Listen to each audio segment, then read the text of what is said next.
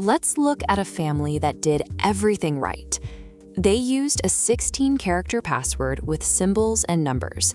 They turned on two-factor authentication, so every login required a 6-digit code sent to their phone. Yet, on a random Tuesday, their checking account vanished. Their bank wasn't hacked. Instead, a fitness app they signed up for 5 years ago suffered a database leak. That leak contained their email and that complex reused password, exposing it to anyone browsing the dark web. With the password in hand, the attacker just needed the text message code, so they called the family's mobile provider, impersonated them, and ported their phone number to a new SIM card. The bank texted the 6-digit code straight to the attacker's phone. This is why the old security model is broken.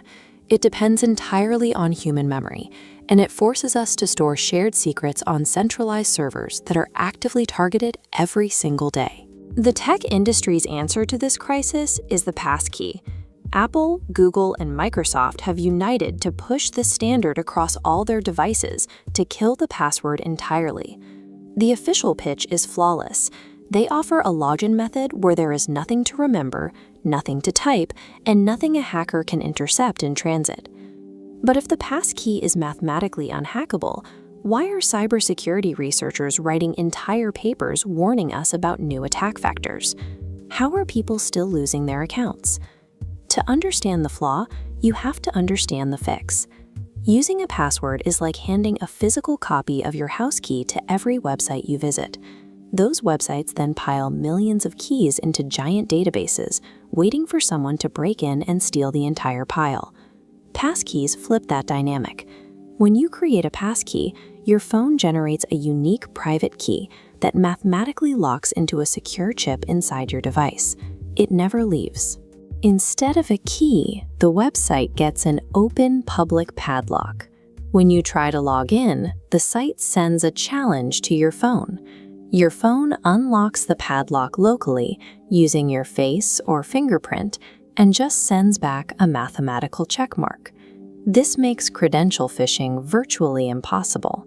If you click a link to a fake, look-alike banking site, the passkey checks the website's domain, realizes it doesn't match the original, and refuses to sign the challenge. Decentralizing the authentication process takes control away from massive, vulnerable corporate databases and puts it squarely in your pocket. The cryptography works. Because the cryptography works, hackers stopped trying to break the passkey. Instead, they shifted their focus to the systems built around it. The most common target is the recovery process. People lose their phones, so websites offer forgot passkey options.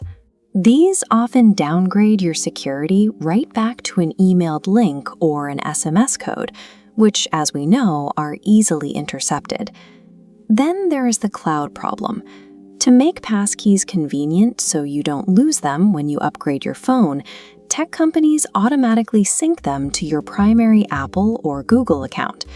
This threat model diagram illustrates the new vulnerability. If a hacker manages to breach your central Apple or Google Cloud account, they instantly bypass the passkey hardware protections and gain access to every synced key in your digital life.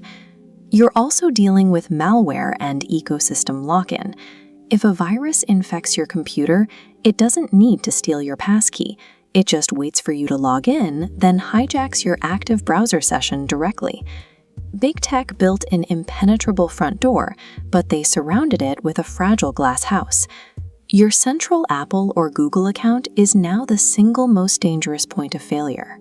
Despite these blind spots, passkeys are a massive upgrade over passwords. They eliminate the most common phishing threats on the internet, and you should absolutely use them. Start by turning on passkeys for your high-value targets, specifically your banking apps and your primary email addresses. Next, protect your master key. Your Apple ID or Google account now holds the keys to everything else. Secure it with the strongest authentication available, like a physical USB security key. Be hyper-vigilant about recovery windows. If you receive an unexpected text or email claiming your account needs recovery, ignore it. Hackers are actively trying to trick you into triggering those exact downgrades. Finally, build a backup plan. Register a secondary device, like a family iPad that never leaves the house, as a backup authenticator. This ensures you won't get locked out if your primary phone falls in a lake.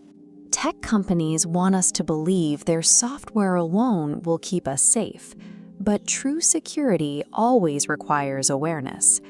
Passkeys put the ultimate power back in your hands, provided you know how to defend the fortress around them.